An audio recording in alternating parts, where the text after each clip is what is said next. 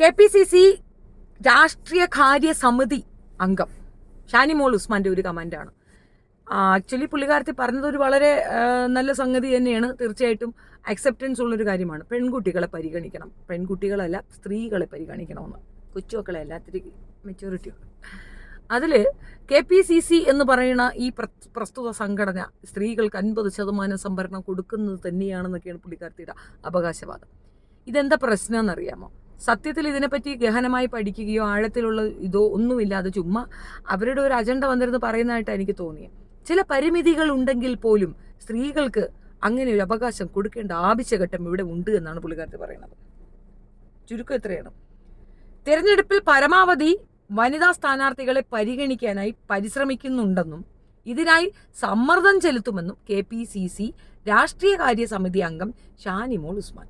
ചില പരിമിതികൾ ഉണ്ടെങ്കിലും പരിഗണിക്കുമെന്ന് പ്രതീക്ഷയുണ്ട്. ഇനി അടുത്ത് പറയണത് കേട്ടോണം. പാർട്ടികളിലെ ഭാരവാഹിത്വത്തിന്റെ കാര്യത്തിൽ സ്ത്രീകൾക്ക് ഏറ്റവും അധികം പ്രാധാന്യം നൽകുന്ന പാർട്ടിയാണ് കോൺഗ്രസ്. അല്ലടേ, ഇതിനകത്ത് ഏറ്റവും കൂടുതൽ പ്രാധാന്യമൊക്കെ നൽകുമെന്ന് പറയുന്നുണ്ടെങ്കിൽ പിന്നെ ഈ റിക്വസ്റ്റ് കൊടുക്കേണ്ട കാര്യം എന്തുവാ? അങ്ങ് പരിഗണിക്കുകയല്ലേ. പിന്നെ ഇനിയിപ്പോൾ നിങ്ങൾ റിക്വസ്റ്റ് ചെയ്യണത് എന്തിനാ? ഈ രണ്ടും കൂടെ രണ്ട് ധ്രുവം ആയതുകൊണ്ടാണ് ഇത് എടുത്ത് പറയേണ്ടി വരുന്നത്. ഒരു പ്രാധാന്യം ഇതിനകത്ത് ഇല്ല എന്നുള്ളൊരു തെളിവാണ് രാഹുൽ ഗാന്ധി ഒരിക്കൽ വേദിയിൽ വെച്ച് പറഞ്ഞു. 50% ഉണ്ടെന്നൊക്കെ പറയുന്നുണ്ടല്ലോ ഇന്ത്യയിൽ, പെണ്ണുങ്ങൾക്ക് 50% പ്രാതിനിധ്യം എന്നൊക്കെ പറഞ്ഞിട്ട് സ്റ്റേജിൽ പോലും മരുന്നിന് ഒരെണ്ണത്തിനെ കണ്ടില്ലല്ലോ എന്ന് പറയുന്നുണ്ട്.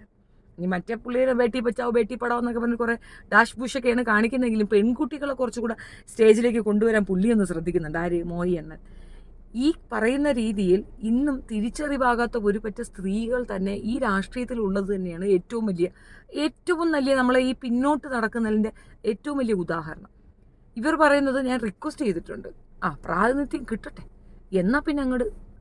അങ്ങനെയല്ല, അത് നമ്മുടെ റൈറ്റ്സാണ്, നമ്മളുടെ അവകാശമാണ്. അത് ചോദിച്ചു വായിക്കണം. 50% പെണ്ണുങ്ങൾ ഉണ്ടാകണമെന്ന് അതിലുള്ള പെണ്ണുങ്ങൾ തന്നെ സംസാരിക്കണം. 50% വേണം. ഞങ്ങൾ 50% ഇല്ലേ? കുടുംബം, ആണ് പെണ്ണ് കുടുംബം അല്ലേ? അച്ഛൻ അമ്മ കുടുംബം. അതിനകത്ത് അമ്മ ഇല്ല എങ്കിൽ പിന്നെന്തുവാ? അമ്മയ്ക്ക് പാതി മതിയോ? അമ്മയുടെ പാതി പ്രസൻസ് മതിയോ? മെജോറിറ്റി കുടുംബങ്ങളിലെല്ലാം തന്നെ 75% ആക്റ്റീവായി നിൽക്കുന്നത് അമ്മയാണ്. 25 ആണ് അച്ഛനിക്കുള്ളത്. അല്ലെങ്കിൽ ആൺ പെൺ എന്ന വ്യത്യാസം എടുക്കാൻ പെൺകുട്ടികൾക്ക് 75% കുടുംബത്തിൽ അവർ കൊടുക്കുന്ന വാല്യൂ, അവരുടെ സമയം, അവരുടെ സർവേ എഫർട്ടും ഒക്കെ അവർ കൊടുക്കുന്ന 75%. ഇതേ സാധനം രാഷ്ട്രീയത്തിൽ വരുമ്പോൾ പെണ്ണുങ്ങൾ വേണ്ട എന്ന് പറയുന്നത് എന്ത് അടിസ്ഥാനത്തിലാണ്? പെണ്ണ് വീട്ടിൽ ഇരിക്കട്ടെ, ഞങ്ങൾ പോയി കൊണ്ടുവരാം. അക്കാലഘട്ടം കഴിഞ്ഞില്ല. ഇതൊക്കെ ഗോത്ര കാലഘട്ട രീതികളല്ലേ. ആണുങ്ങൾ പോയി നയിച്ചു കൊണ്ടുവരും, പെണ്ണുങ്ങൾ കൊച്ചുങ്ങളെ നോക്കി വീട്ടിലിരിക്കണം. ഇന്ന് ആ വ്യത്യസ്തതയൊക്കെ മാറി. അപ് ടു സെക്കൻഡ് നയൻതാരയൊക്കെ കൊച്ചിനെ ഉണ്ടാക്കാൻ പോലും മെനക്കെട്ടില്ല. കാശ് കൊടുത്ത് വേറെ ആളെ കൊണ്ട് കൊച്ചുണ്ടാക്കി കൊച്ചിനെ കൊണ്ട് നടക്കുന്നു.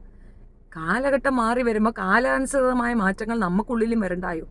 ഈ രാഷ്ട്രീയ കാര്യം പറയുമ്പോൾ KPCCക്ക് 50% പ്രാതിനിധ്യം കൊടുക്കുന്നത്, ഇനി ഒരു 5%എങ്കിലും കൊടുത്താൽ, ഒരു 0 കളഞ്ഞിട്ട് ബാക്കി 5 കൊടുത്താൽ മതിയായിരുന്നു.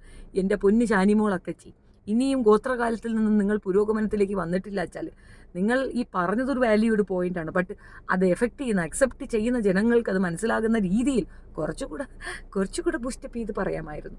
50% മാത്രം പോരാ, 75% പെണ്ണുങ്ങൾ വരണം. ഇവിടെ ഏറ്റവും കൂടുതൽ സ്ത്രീകളാണ് അഭിമുഖീകരിക്കുന്ന പ്രശ്നങ്ങൾ ഏറ്റവും കൂടുതലുള്ളത്. കുടുംബങ്ങളിലേക്ക് എടുക്കാം. ഇപ്പോൾ നമ്മൾ പെട്രോളിൻ്റെ വില കൂടിയപ്പോഴത്തേക്ക് പലരും പറഞ്ഞു ഇറ്റ് ഈസ് ഓക്കെ. അത് നമ്മുടെ BJP-കാർ പറഞ്ഞ എന്താണ്?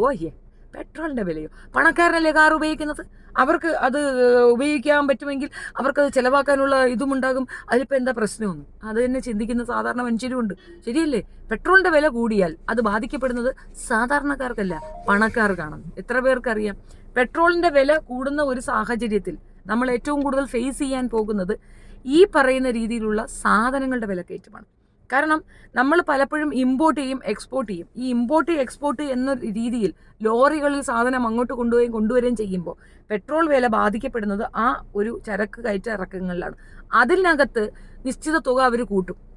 ഈ അങ്ങോട്ട് കൊണ്ടുപോകാനുള്ള നിശ്ചിത തുക കൂട്ടുമ്പം ഓട്ടോമാറ്റിക്കലി ഈ സാധനം ഇത്രയും തുക അങ്ങോട്ട് കൊടുത്തയക്കുമ്പോൾ ആ സാധനത്തിൻ്റെ വാല്യൂ അത്രയും തുകയ്ക്ക് അവർ കൂട്ടിവെക്കും.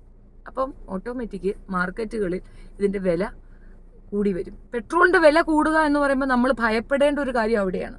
സാധനങ്ങളുടെ വില കയറ്റം അത് സഹിക്കാനാകത്തില്ല. 600 രൂപയിൽ കിടന്ന 400 രൂപയിൽ കിടന്ന ഗ്യാസിൻ്റെ വില 1200 എത്തി. ഇപ്പോൾ പറയും ആ കാലഘട്ടത്തിന് അറിയില്ലേ, ആ മൂല്യം കൂടിയില്ലേ, ആന കൂടിയില്ലേ, ചക്ക കൂടിയില്ലേ എന്നൊക്കെ പറഞ്ഞുകൊണ്ട് വരും. പലരും പല രീതിയിലുള്ള അഭിപ്രായങ്ങളും കൊണ്ട് വരും. ഒരു കാര്യം മനസ്സിലാക്കുക, ഇതിൻ്റെയൊക്കെ വിലക്കയറ്റങ്ങളും